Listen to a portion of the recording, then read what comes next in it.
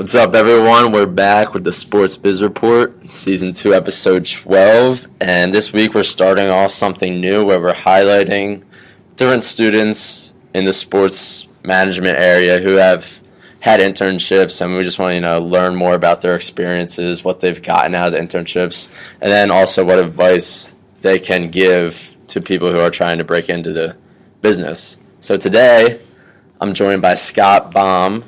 Hi, Mike. Thanks for having me. Yeah. Hey, thanks for coming on. Scott's a sophomore here, and Scott's one of the more ambitious students. He's had multiple internships already, only as a sophomore.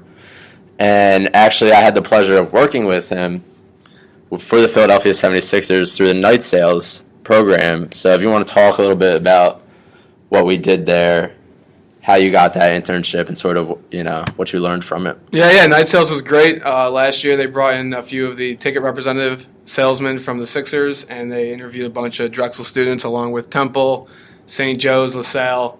And we were fortunate enough to, stick out a little bit, and they chose us to, we were like one of 20 students who went in on a few select game nights, and we were given a prospect list. We called up some fans and just asked about their experiences last year, 2 years ago at games, what they thought we could improve upon, what we were doing well at the time.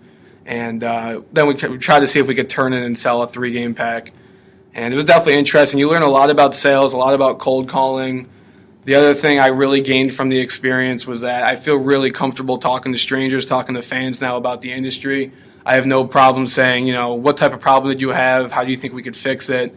And even though we only interned there for, I think it was 3 or 4 months, they did a really good job of making us feel part of the organization and representing their brand, just to make sure that the fans feel comfortable and are having pleasant experiences. Yeah, I think that was a really good point. Something I also took out of that was sort of learning for myself to be comfortable, calling up just a random person and being able to talk about an experience they had and somehow establish a connection between the two of you. That was something I probably took the most out of that as well. Yeah, it's difficult. It's not easy to do. It definitely took a first few nights to get used to it. You pick up the phone the first time, and you're very nervous, but it's something that I think more practice, you get better at it. Yeah, I couldn't agree more. That's where sometimes internships can even, teach you what you don't want to do. For us, I mean, we're probably still both interested in sales, but I think we've had some of our colleagues who said, this has taught me I don't want to do sales in the future. It did a great job of weeding out, who was ready for that type of skill and who was ready to venture onto something else like marketing. Yeah, definitely a good point. Secondly, I know you're currently with Comcast Spectacor in their marketing department. Sort of confusing how they're structured over there. Do you want to talk about it? Yeah, it's tough because they have the Flyers and they have the Sixers and they also have Comcast Spectacor, who used to own both, but now they own just the Flyers.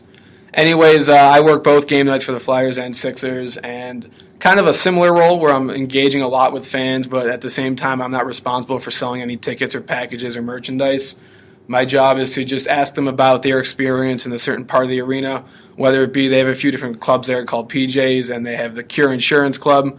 Sometimes I'll get assigned to a team store, and then it's my job to ask about how they feel about a team store. Are they happy with the selection of merchandise? Are they happy with the staff friendliness?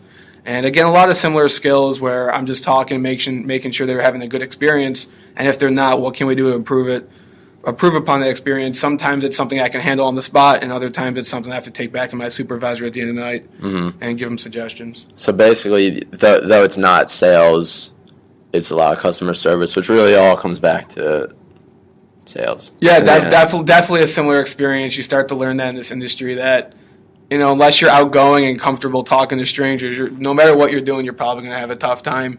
Even in a desk job like marketing, you still have to call up the companies and see if they're interested and why you have to convince them why they should be interested in this investment opportunity and the benefits of why it would pay off. Yeah, definitely a relationship-based business that we're trying to get into here.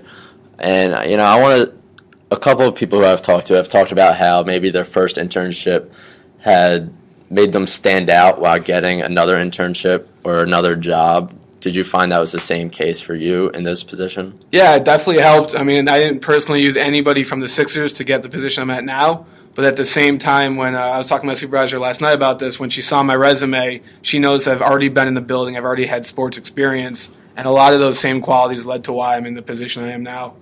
And again, it was similar skills. So even though it wasn't exactly, I didn't use a connection like we always talk about in this industry, but I did learn a lot of things about that specific building and that organization that I could apply, and that's how I probably got this internship. Yeah, that's a good point. I think, having that experience, even if it's just one internship, it's going to set your resume apart from so many others and really give you such a better chance of at least getting the interview, which will, Yeah, that's definitely true, and then it's up to you.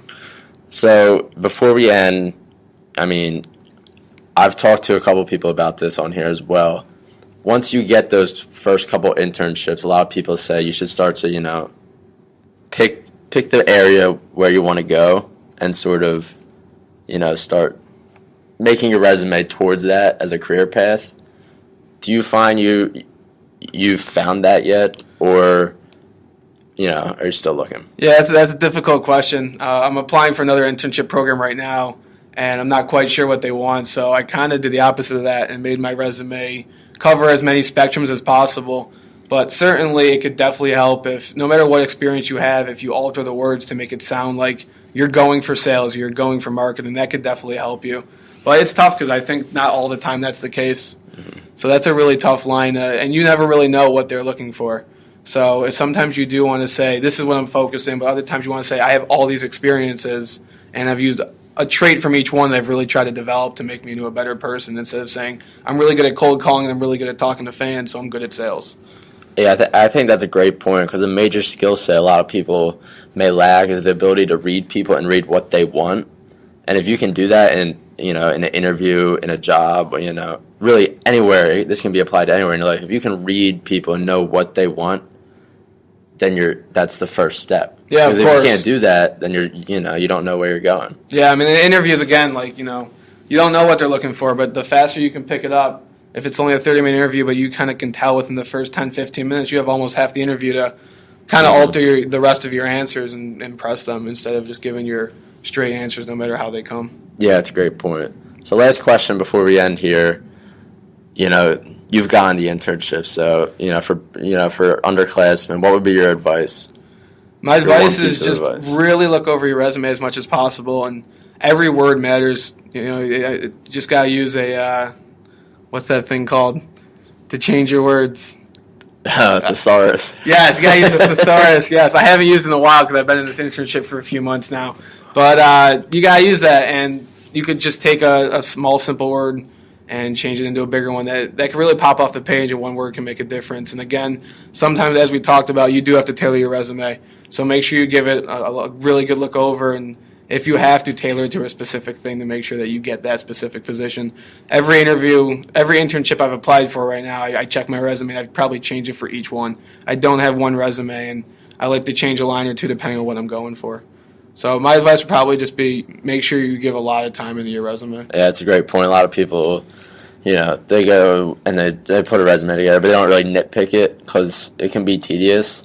But in the end, it'll work out for you, basically. Yeah, it's definitely worth it.